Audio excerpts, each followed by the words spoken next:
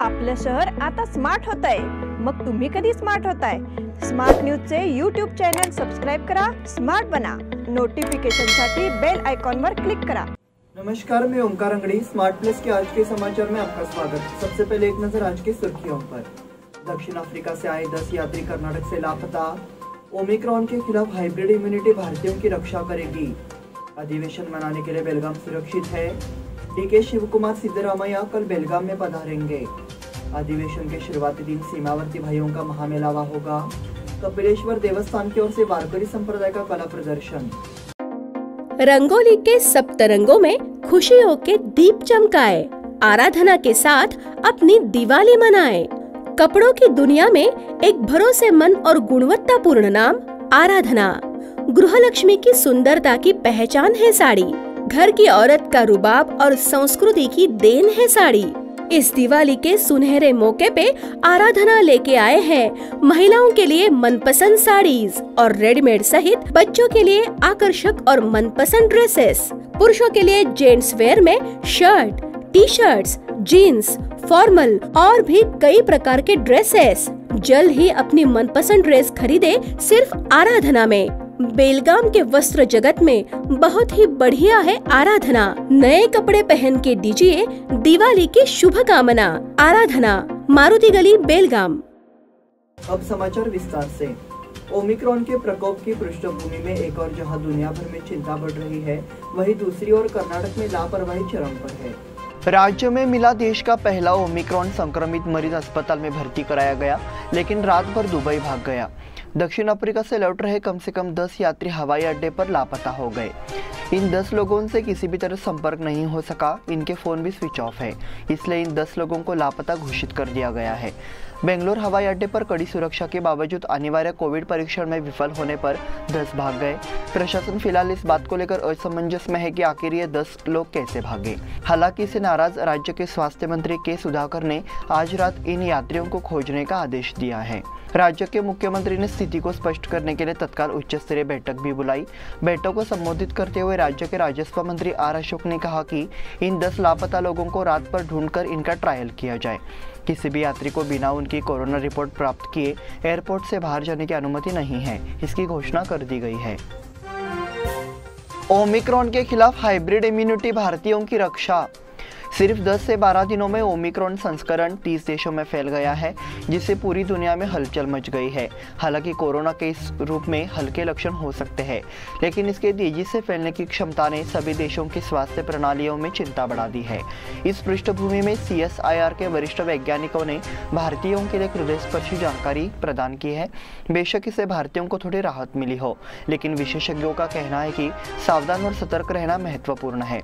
ऐसा विवेचन CSIR के निर्देशक डॉक्टर अनुराग अग्रवाल ने किया। अग्रवाल ने साउथ अफ्रीका में पाए जाने वाले कोरोना के ओमिक्रॉन वेरिएंट के बारे में विस्तार से जानकारी दी है।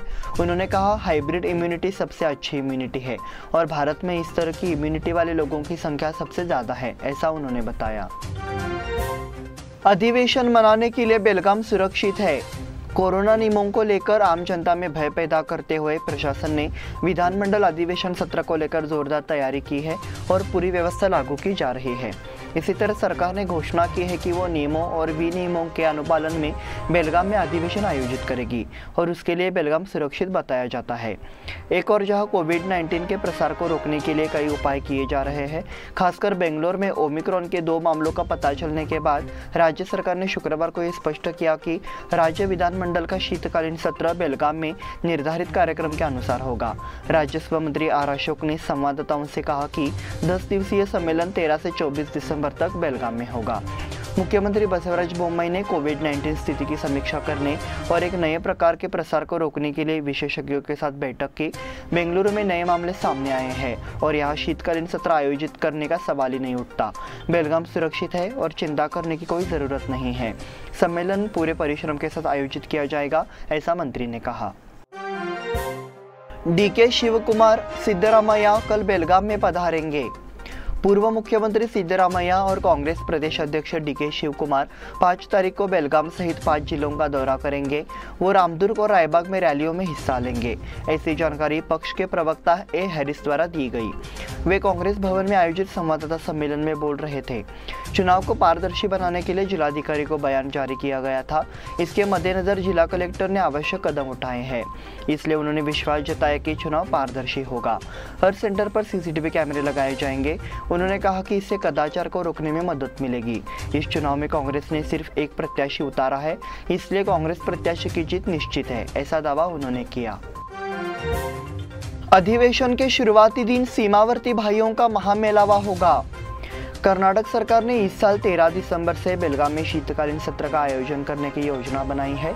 ये सीमावर्ती क्षेत्र में मराठी भाइयों के जख्मों पर नमक छिड़कने का रूप है, इसलिए इसके विरोध में सीमा बंधुओं की आम सभा आयोजित करने का निर्णय लिया गया है। ये भी घोषणा की गई कि कर्नाटक सरकार के विरोध में एक रैली का आयोजन किया जाएगा। बैठक का आयोजन केंद्रीय महाराष्ट्र एकता समिति की ओर से किया गया था। तिलकवाड़ी में वैक्सीन डिपो के मैदान में एक सम्मेलन आयोजित करने का निर्णय लिया गया। कर्नाटक सरकार सीमावर्ती क्षेत्रों में मराठी भाषियों के साथ अन्याय करने के लिए लगातार उत्पीड़न के प्रयोग कर रही है, इसलिए आने वाले समय में विधानमंडल का सत्र बुलाने का संघर्ष भी शुरू हो गया है। सीमा पर कर्नाटक का अधिकार जताने के सरकार के इन प्रयासों का मराठी बंधुओं ने जवाब दिया है। अधिवेशन के पहले दिन सम्मेलन आयोजित कर मराठी भाषियों की शक्ति का परिचय दिया जाता है। इस साल भी कर्नाटक सरकार के विरोध में महामेलावा होने वाला है। कपिलेश्वर देवस्थान की ओर से वारकरी संप्रदाय का कला प्रदर्शन। लाखों भक्तों का श्रद्धा स्थान रहे कपिलेश्वर देवस्थान में शुक्रवार की शाम को वारकरी संप्रदाय का कला आविष्कार साकार हुआ। कपिलेश्वर मंदिर में ताल और मृदंग का अद्भुत प्रदर्शन साकार किया गया और इसने दर्शकों का दिल जीत लिया। श्री कपिलेश्वर देवस्थान में आरती कर पालकी जुलूस की शुरुआत की गई। उसके बाद पालकी कपिलेश्वर झील के स्थान पर आ गई। समारोह को देखने के लिए एक विशेष दर्शक दीर्घा बनाई गई थी। दीर्घा दर्शकों से भर गई। समारोह बेलगाम तालुका के कनकोपात्रा से भजन मंडल की टीमों द्वारा मनाया गया। इसमें वारकरी पुरुष समूहों की ओर से महिला वर्ग ने भी उत्साहपूर्वक भाग लिया। उन्होंने ताल मृदंग की ताल पर लयबद्ध कला का प्रदर्शन किया। आषाढ़ी कार्तिकी काल के दौरान पंधारी के रास्ते में वारकरी मंडलियों का दृश्य सामने आया। मिठुराया के आबंग की धुन पर नाचते हुए वारकरी समुदाय इस आयोजन के लिए कपिलेश्वर झील के तट पर इकट्ठा हुआ था, इसलिए ये समारोह उल्लेखनीय हो गया। इस बुलेटिन में वक्त हो गया छोटे से ब्रेक का। देखते रहिए smart plus. Poddar Brothers Jewelers, A perfect blend of traditional and modern jewelry in North Karnataka, Goa and Southern Maharashtra, serving since 5 generations.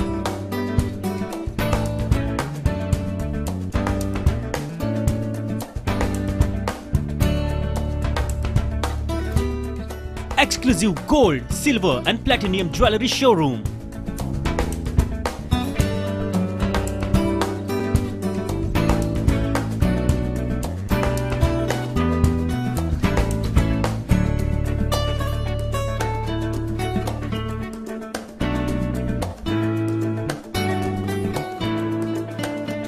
Poddar Brothers, Poddar Sons and Grandsons. Khade Bazar, Belgaum. Call is on 0831 240 5550 or 51 or 52 or 53. Visit us at www.poddarjewelers.com.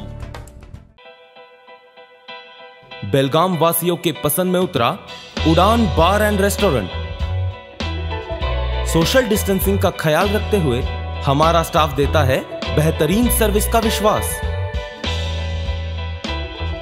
यहां है party और function के लिए 3 आलीशान hall, corporate dinner meeting के लिए 3 अलग कक्ष, आईपीएल मैच देखने के लिए 3 बड़े स्क्रीन की विशेष सुविधा। इसके साथ ही साफ सुथरा किचन जहां हमारा वेल क्वालिफाइड स्टाफ देता है क्वालिटी और हाइजीनिक फूड की गारंटी। तो फिर खाने की हो बात तो आना परिवार के साथ। उड़ान बार एंड रेस्टोरेंट, लिंगराज कॉलेज के पास, बेलगावी। फोन 0831 243577। ब्रेक के बाद फिर से आपका स्वागत। नेशनल हाईवे से नजदीक हल्दा के पास सर्विस रोड पर ट्रक खड़े किए जा रहे हैं, इससे यातायात बाधित हो रहा है। शुक्रवार को जब देखा कि सड़क पर बड़े ट्रक खड़े हैं तो ग्रामीणों ने कंपनी के मैनेजर से जवाब मांगा। ग्राम पंचायत के बार-बार निर्देश के बावजूद अशोक लीलैंड कंपनी ने सड़क के दोनों ओर ट्रक की मरम्मत के प्रयास जारी रखे। मामले में आपत्ति भी जताई गई थी, लेकिन लापरवाही के चलते बड़ी संख्या में नागरिक जमा हो गए और जवाब मांगा। प्रगतिशील लेखकों की टीम ने शानदार कार्यक्रम प्रस्तुत किया। यहाँ प्रगतिशील लेखक संघ की ओर से रोशनी हुंद्रे के शानदार कार्यक्रम की प्रस्तुति दी गई। उन्होंने माँ को समझना ये कार्यक्रम प्रस्तुत किया। उन्हें दर्शकों द्वारा खूब सराहा गया। मातृत्व हर किसी के जीवन का अलग हिस्सा होता है, इसका महत्व शब्दों में नहीं समझा जा सकता है। ऐसी बहुत सी बातें जानने को है। उन्होंने ऐसे विचार व्यक्त किए। प्रगतिशील लेखक संघ द्वारा हर शुक्रवार को साहित्यिक गतिविधियों का आयोजन किया जाता है। इस कार्यक्रम में रोशनी हुंद्रे ने अपना हुनर दिखाया और करीब 40 मिनट तक शानदार कलात्मकता का परिचय दिया। कार्यक्रम की अध्यक्षता पूर्व प्राचार्य आनंद मेनसे ने की। मंच पर वरिष्ठ पत्रकार कृष्णा शाहपुरकर भी मौजूद थे। इस कार्यक्रम में दर्शकों का दिल जीत लिया। चेंबर ऑफ कॉमर्स सदस्यों ने जीएसटी आयुक्त रंजना झा के साथ बातचीत की। बेलगाम चेंबर ऑफ कॉमर्स की ओर से जीएसटी मुख्य आयुक्त रंजना झा के साथ एक संवाद बैठक आयोजित की गई थी। जीएसटी से जुड़े मुद्दों और सुझावों पर चर्चा के बाद बयान पेश किया गया। अध्यक्ष रोहन ज्यूली के नेतृत्व में विभिन्न उपायों का सुझाव देते हुए एक वक्तव्य प्रस्तुत किया गया। केंद्रीय माल और सेवा कर विभाग, chamber of commerce and industries और सीए एसोसिएशन और टैक्स प्रैक्टिशनर्स एसोसिएशन के पदाधिकारियों और सदस्यों के साथ एक संवाद बैठक आयोजित की थी। इसमें Belgaum chamber of commerce and industries के प्रतिनिधिमंडल ने कुछ महत्वपूर्ण मुद्दों पर प्रकाश डाला और सुझाव दिए। इस अवसर पर चेंबर ऑफ कॉमर्स के अध्यक्ष रोहन ज्यूली, उपाध्यक्ष हेमेंद्र पोरवाल, प्रभाकर नागरमुनोली, रोहित कपाड़िया, महादेव चौगुले सहित अन्य पदाधिकारी मौजूद थे। तुकाराम बैंक ने 51 लाख रुपए का मुनाफा कमाया। श्री तुकाराम कोऑपरेटिव बैंक ने इस अवधि के दौरान कर्नाटक और महाराष्ट्र सरकार को धन उपलब्ध कराया है। बैंक की 17वीं वार्षिक आम बैठक 5 रविवार को तुकाराम महाराज सांस्कृतिक भवन ओरिएंटल स्कूल, खानापुर रोड के सभागार में हो रही है। इस वर्ष सदस्यों को 12% की दर से लाभांश वितरित किया जाएगा। ये जानकारी बैंक के अध्यक्ष प्रकाश मरगाले ने शुक्रवार को बैंक के सभागार में आयोजित संवाददाता सम्मेलन में दी। बैंक ने कोरोना काल में गरीबों को ऑक्सीजन सिलेंडर बांटे हैं और शिक्षकों ने आपात स्थिति के लिए सिलेंडर का बैलेंस रखा है। उन्होंने कहा कि बैंक से आम आदमी और किसानों को फायदा हो रहा है। इस दौरान बैंक के निर्देशक प्रदीप ओलकर ने बैंक की प्रगति की समीक्षा की। इस अवसर पर निर्देशक राजेंद्र पवार, अनंत जंगले, राजू मरवे, मोहन कंगरालकर, प्रवीण जाधव, संजय बालेकुंद्री, वंदना धामनेकर, सुनील आनंदाचे, प्रबंधक संकोच कुंडगोलकर सहित अन्य कर्मचारी उपस्थित थे। राज्य में सतर्कता के लिए नए नियमों का पालन। मुख्यमंत्री बसवराज बोम्मई ने शुक्रवार को बेंगलुरु में एक मरीज के कोरोना के ओमिक्रॉन संस्करण से संक्रमित पाए जाने के बाद कोविड तकनीकी सलाहकार समिति के सदस्यों, मंत्रियों और वरिष्ठ अधिकारियों की बैठक बुलाई। बैठक के बाद राजस्व मंत्री आर अशोक ने रोड मैप की जानकारी दी। दुनिया भर में ओमिक्रॉन वेरिएंट के लगभग 400 रोगियों की पहचान की गई है। राज्य के स्कूल कॉलेजों में भी कोरोना के मामले सामने आ रहे हैं, इसलिए माता पिता को अपने बच्चों को स्कूल छोड़ने की अनुमति तब भी दी जाएगी जब उन्होंने कोरोना वैक्सीन की 2 खुराक ली हो। 15 जनवरी 2022 तक स्कूल कॉलेज में किसी भी प्रकार का कार्यक्रम समारोह आयोजित नहीं करना चाहिए। साथ ही वैक्सीन की 2 डोज लेने वालों को ही मॉल और सिनेमाघरों में प्रवेश करने की सलाह दी गई है। शादी समारोह और सभाओं में अधिकतम 500 लोगों को शामिल होने की अनुमति है। सरकारी कर्मचारियों के लिए वैक्सीन की 2 खुराक अनिवार्य कर दी गई है। केरल और महाराष्ट्र से आने वालों के कारण कोरोना को फैलने से रोकने के लिए इन दोनों राज्यों की सीमा पर उन राज्यों से आने वाले यात्रियों के लिए कोविड टेस्ट अनिवार्य कर दिया गया है। कनकुंबी में 8 लाख रुपए मूल्य का शराब का स्टॉक जब्त। आबकारी विभाग ने गोवा से महाराष्ट्र के लिए बिना लाइसेंस की शराब की जब्ती करते हुए परिसर में छापेमारी कर 7,25,193 रुपए की शराब के साथ साथ सामान भी जब्त किया। कनकुंबी में शुक्रवार दोपहर को अभियान चलाया गया। गिरफ्तार ड्राइवर का नाम दत्तात्रेय हनुमंत खानापुरे, कैंप खसबाग, बेलगाम का रहने वाला है। आयशर वाहन में गोवा से महाराष्ट्र में शराब परिवहन करते समय कनकुंबी नाका में वाहन से कुल 180 पेटी ट्रिपल जाराम नेशनल ओल्ड एस विस्की जब्त की गई। इसका कुल मूल्य 7,75,193 था। जिला आबकारी आयुक्त जयराम गौड़ा के नेतृत्व में आबकारी निरीक्षक चंगौंडा पाटिल, मंजुनाथ गलगली, उप निरीक्षक चालुक्य और उनके सहयोगी द्वारा कार्रवाई की गई। बेलगाम खो खो टीम का विजयी क्रम जारी। बेलगाम जिले की पुरुष और महिला खो खो टीम ने कर्नाटक राज्य खो खो एसोसिएशन द्वारा बेंगलुरु में आयोजित कर्नाटक राज्य स्तरीय ओपन पुरुष और महिला श्रृंखला खो खो प्रतियोगिता में अपनी प्रतिद्वंदी टीम को हराकर अपनी जीत का सिलसिला बनाए रखा। पुरुष वर्ग में बेलगाम जिला पुरुष खो खो टीम ने पहले दौर में धारवाड़ जिला टीम को 4 अंकों से हराया। दूसरे दौर में यादगिरी ने पारी खेलकर और जिला टीम को भारी शिकस्त देकर अपना दबदबा कायम रखा। महिला वर्ग में बेलगाम जिला महिला टीम ने धारवाड़ को पारी से हराकर विजयी ओपनर दिया। इस बार संध्या पाटिल ने 9 मिनट का खेल पेश किया। Jito wing football tournament DD Chougule team विजेता। जीतो विंग बेलगाम ने जीतो फुटबॉल लीग का आयोजन किया। डी चौगुले ने खिताब जीता, जबकि बेलगाम के रोटरेक्ट क्लब ने उपविजेता का खिताब जीता। आदर्श कामगौड़ा को सर्वश्रेष्ठ खिलाड़ी के रूप में सम्मानित किया गया। प्रतियोगिता का आयोजन जीतो यूथ विंग्स द्वारा बालिका आदर्श के KA22 टर्फ फुटबॉल ग्राउंड में लगातार दूसरे वर्ष किया गया। सकारिया समन्वयक मोहित पोरवाल और दीपक पोरवाल के प्रयासों से टूर्नामेंट 6 टीमों की श्रृंखला में खेला गया। लिंगराज ने जीता बैडमिंटन टूर्नामेंट। बेलगाम के लिंगराज कॉलेज ने महालिंगपुर में आयोजित Rani university single zone shuttle badminton tournament जीता।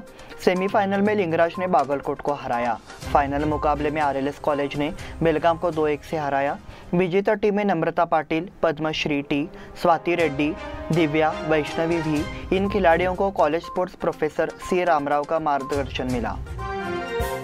क्रिकेट टूर्नामेंट हल्शीवाड़ी में शुरू। यूथ स्पोर्ट्स की ओर से हल्शीवाड़ी में आयोजित भव्य क्रिकेट टूर्नामेंट का उद्घाटन रविवार को सुबह 10:30 बजे होगा। प्रतियोगिता को अच्छी प्रतिक्रिया मिल रही है और इच्छुक टीमों से अपने नाम दर्ज कराने का आग्रह किया जाता है। प्रतियोगिता का उद्घाटन मध्य महाराष्ट्र एकीकरण समिति के अध्यक्ष दीपक दलवी, पूर्व विधायक मनोहर किनेकर, अरविंद पाटिल, मिलिंद भटकांडे और अन्य लोग इस अवसर पर उपस्थित रहेंगे। विजेता टीम को 41,000 रुपये, जबकि उपविजेता को 25,000 रुपये और आकर्षक ट्रॉफी सहित अन्य आकर्षक पुरस्कार दिए जाएंगे। प्रतियोगिता बेलगाम, खानापुर और देश के अन्य हिस्सों के ग्रामीण क्षेत्रों तक सीमित है। इसी के साथ स्मार्ट प्लस के आज के समाचार समाप्त हुए। धन्यवाद।